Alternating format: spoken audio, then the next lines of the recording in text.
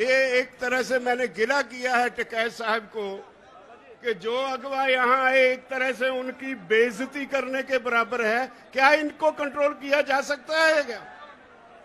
हम लोग देखो भाइयों, जिस काम के लिए आया पहले वो सुनो आप। ये लगाई और उनको ये लोग हो करके डिस्टर्ब करते रहे।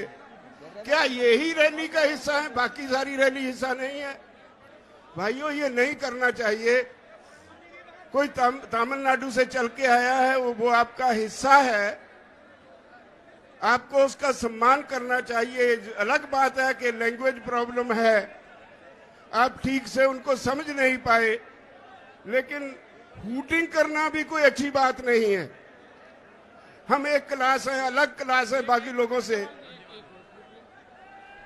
अरे ये कौन है भाई? क्या बदतमीजी है ये? ए भाई, मतलब तुम ही लोग हो गए क्या जब यहाँ 15-20 लाख आदमी आ रहे हैं, तुम बदतमीजी करोगे? और नीचे बैठ, बैठो नीचे। मतलब क्या बदतमीजी है भाई ये? मतलब कौन लोग हैं ये?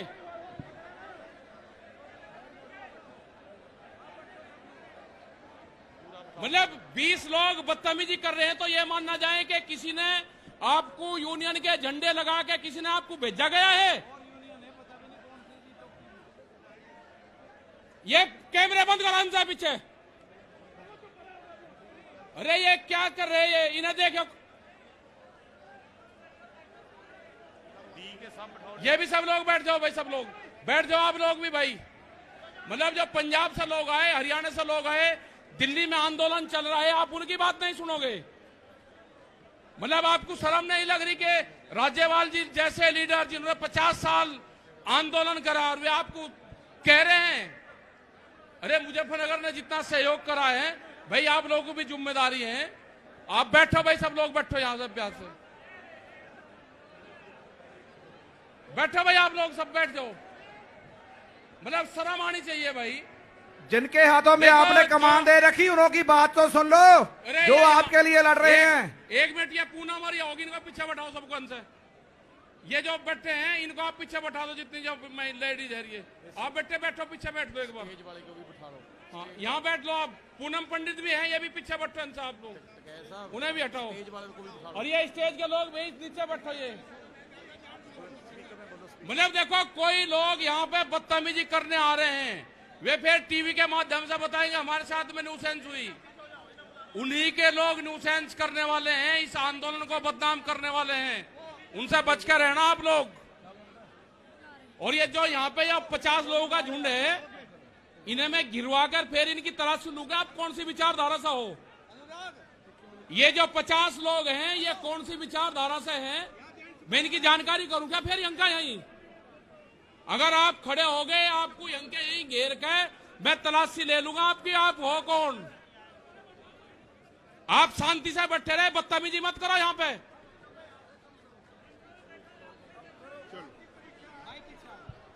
बहुत धन्यवाद टिकैत साहब। ऐसा नहीं कि हम आप सभी से नाराज हैं, आप हमारा हिस्सा है, हमारे भाई हैं, हमारी बहनें हैं। मैं कल आ रहा था पंजाब से, जिस तरह से रास्ते में आपने लंगर लगाए, जिस तरह से आप हमें इज्जत दे रहे थे, उसके लिए मेरे पास शब्द नहीं आपका धन्यवाद करने के लिए। मुजफ्फरनगर के लोगों ने इतना प्यार दिया, पंजाब के हरियाणा के लोग जब आ रहे थे इतना प्यार दिया, इतना सत्कार दिया, उसके लिए मेरे पास शब्द नहीं धन्यवाद देने के लिए। लेकिन ये छोटी सी घटना हुई, मैंने उस पे गिला किया। बात आप सब की है, आप सब यहाँ क्यों बैठे हैं ये समझना होगा। आज सारा देश एक खास तरह के संकट में है। जो आदमी सख्त मेहनत करता है वो भूखा मर रहा है, जो आदमी एसी में बैठा है, जो आदमी एक कॉरपोरेट हाउस चलाता है, देश की सारी दौलत उसकी तरफ धक्के से जा रही है। हम सरकार चुनते हैं, हमारे इस देश का संविधान कहता है government of the people, by the people, for the people. ये बदकिस्मती से हमसे एक गलती हो गई। ये हिंदू मुसलमान का नाम लेकर भाजपा वाले सत्ता में आ गए तो सरकार बन गई government of the people, for the corporate, by the people. लोग चुनते तो हैं सरकार, लेकिन वो सरकार आज लोगों के लिए नहीं होती। हम अपने नुमाइंदे चुनते हैं, वो पार्लियामेंट में जाते हैं, विधानसभा में जाते हैं।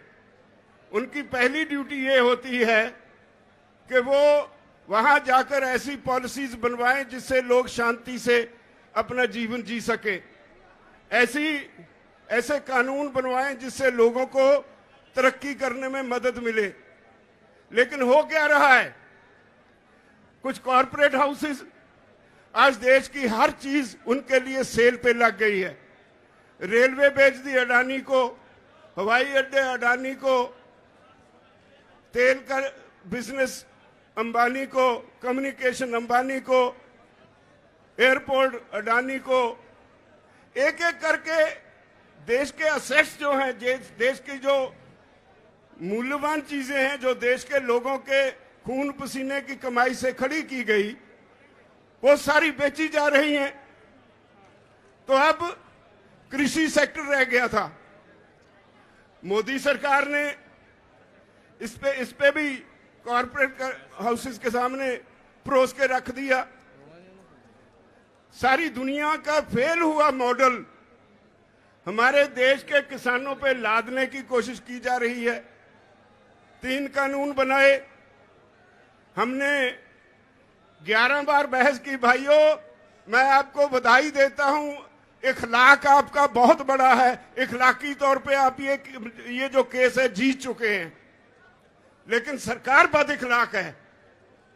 जितने कानून बनाए उन पे एक एक क्लॉज बाय क्लॉज हमने बहस की और उनके पास कोई जवाब नहीं, लेकिन झूठ बोलने में बहुत माहिर हैं। और इसी वजह से आज सारा देश इस आंदोलन में कूद पड़ा है। ये नहीं कि आज पंजाब, हरियाणा, उत्तर प्रदेश, राजस्थान या उत्तराखंड ही इसमें योगदान दे रहा है। ये तमिलनाडु वाले भाई ऐसे ही नहीं आए, ये मध्य प्रदेश के भाई और ये दूसरे राज्यों से जो हमारे साथी आए हैं वो यूं ही नहीं आए। उनके प्रांत में भी यह आंदोलन पूरा जोर पकड़ चुका है। और एक बात कहूं, जितना ये आंदोलन जोर पकड़ रहा है उतनी मोदी की, उसकी भाजपा की जड़ें उखड़ रही है।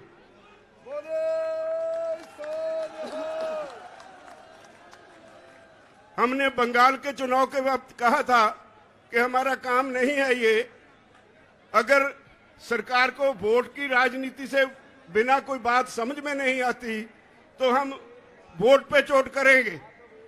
हम बंगाल गए, वोट पे चोट की, तो आज कहां है वो जो पूरा जोर लगाया हुआ था अमित शाह और मोदी जी ने? मोदी दोनों को लोगों ने मांझ के रख दिया। जिंदाबाद।